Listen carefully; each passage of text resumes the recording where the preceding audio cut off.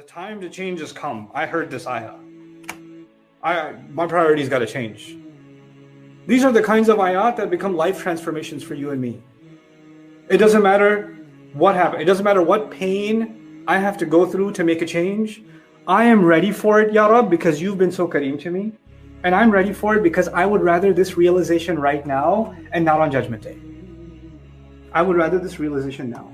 I don't care if that makes me cry or someone else cry. I don't care if it makes me upset or someone else upset. I don't care if it puts me through withdrawals or someone else through withdrawals. If it's alcohol I'm addicted to, then I quit today. I don't care how much it hurts. If it's prayer I've been missing, I'm praying from now on. I don't care how late I have to go to sleep, how early I have to go to sleep. I'm going to change. If it's something haram I've been doing, I quit. I don't care who gets mad and who gets upset. If it's a haram business, I'm leaving the business. I don't care if the money doesn't come in anymore. I don't care. Because what I care about is this day. Priorities, right? And when you change those priorities and you make them Allah's priorities, you're going to find people and yourself in your life fighting against that and telling you, hey, what happened to your priorities? Do you not care about this? No, I don't, because I have a different thing I care about more. I put that muqaddam and I'm putting everything else mu'akhar. I'm putting that first, I'm putting everything else second. So, alimat nafsu ma qaddamat wa akharat. I'd rather be, and you would rather be, people that make the right priorities now. Now. Find the strength to do that. Find the strength in Allah's words to do that. That's why they're there. This is a reminder that I'm giving myself and to all of you that the door on our deeds is not closed yet. Whatever mistakes you've made, whatever wrong you've done, whatever wrong I've done, the door to tawbah is open. Ask Allah to forgive. But not just ask Allah to forgive. Make a real change. A real change. Show Allah and show yourself what your priorities really are. You have no one to prove anything to.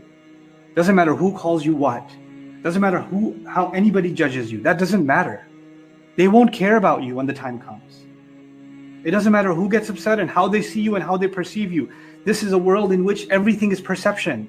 The only perception that matters is how you see yourself and how Allah sees you. When that becomes clear to you, then you're ready for this change. And if not, these same things that are constants that we see that are part of life, that are always there, Allah says when the stars won't be where they're supposed to be and the ocean's not there when they're supposed to be, those are not constants anymore. Why do you think people's opinions are such a constant to you? Why do you think society is such a constant to you that you can't budge from it? Put your priorities in place. Let me put my priorities in place. May Allah Azza wa Jalla not make us of those who get deceived and forget who their gracious Rabb is and don't take advantage of the grace of their Rabb that they lose out on it on Judgment Day. What has deceived you? What deceived you? When you say what deceived you, gharraka, past tense, gharra like nasara, past tense. You know, when it's past tense like that, you know what? It's too late already. But we're not reading this on Judgment Day. We're reading this right now. We're listening to this right now.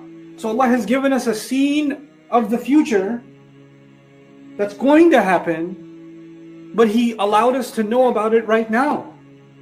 So if you had a vision of the future, that a day is coming where I will realize what my priorities were supposed to be, and I didn't make the right choices, and then I'm going to be told, what deceived you from your gracious Master? And then I wake up and realize it hasn't happened yet. I'm here. I'm right now. I'm not on Judgment Day. Then you know what? Then this question becomes about, what did you allow to deceive yourself all up until now? Was it people in your life? Was it yourself? Was it your own greed? Was it your own selfishness?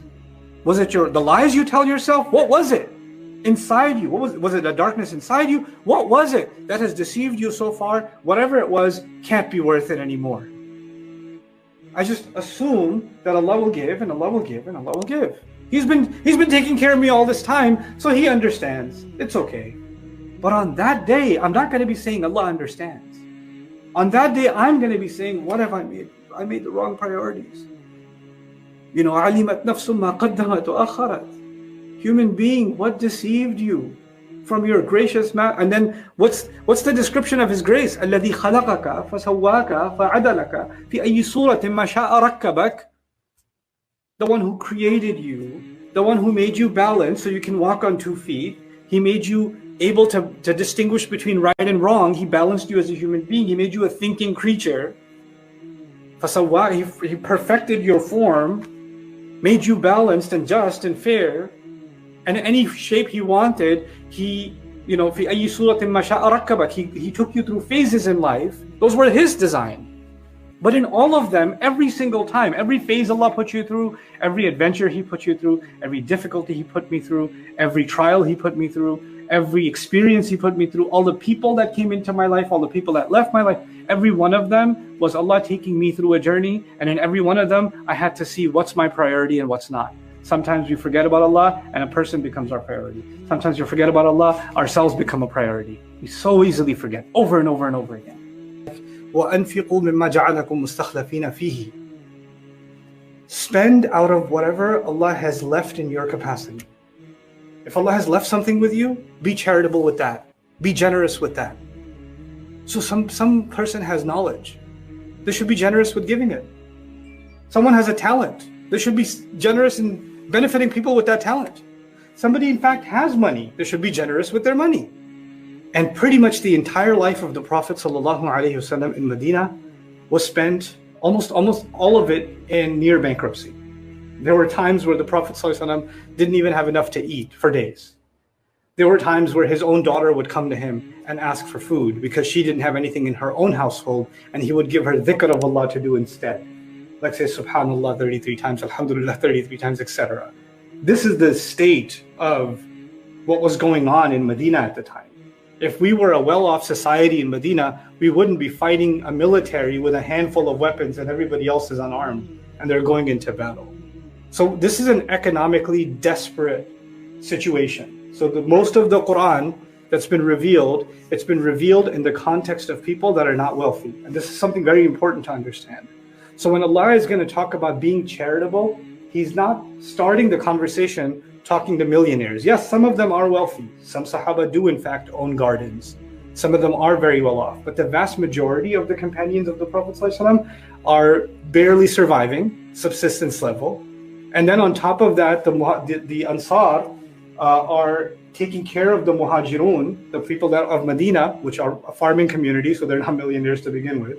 And they're supporting the Muhajirun that have come from Mecca. So this is actually now their household size, and the number of dependents has increased dramatically.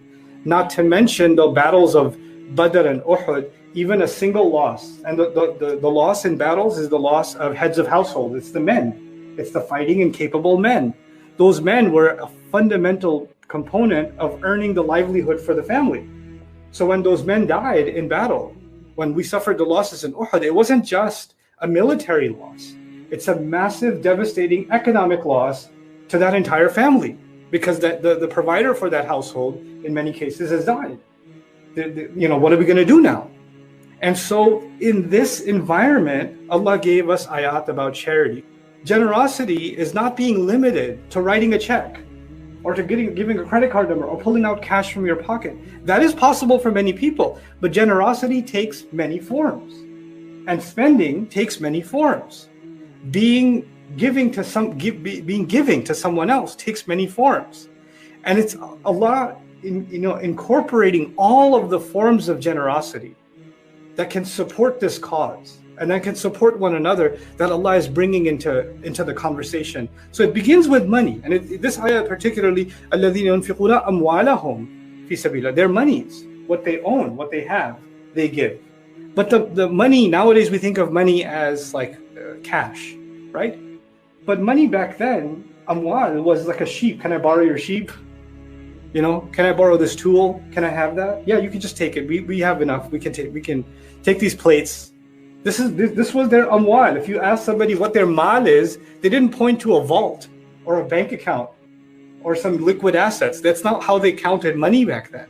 Money was the things that are all around you that somebody else could benefit from, and you don't have, you can spare it.